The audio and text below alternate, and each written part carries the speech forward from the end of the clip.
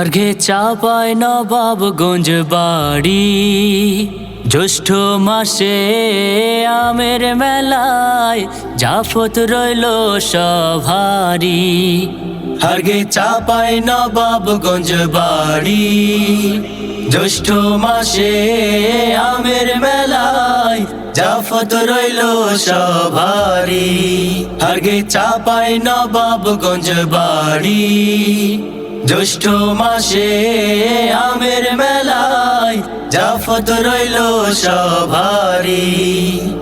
হরেক রকম আম ধরেছে হারগে এলাকার বাগানে, খিরসা পাতার কাঁচা মিষ্টি গোপাল ভোগ ল্যাংড়ার নিজুড়ি।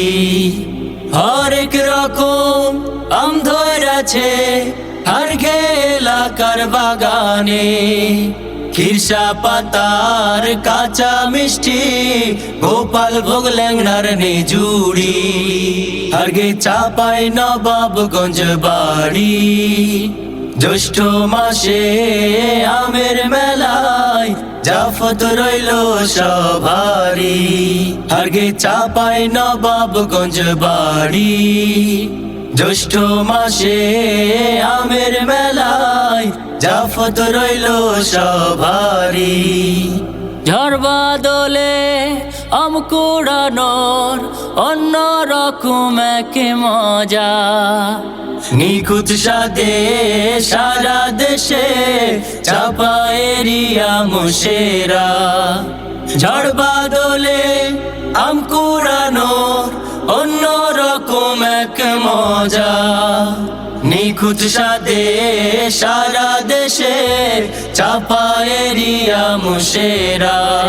হারগে চাপায় নবাবগঞ্জ বাড়ি, জ্যৈষ্ঠ মাসে আমের মেলায় জাফত রইল সভারি।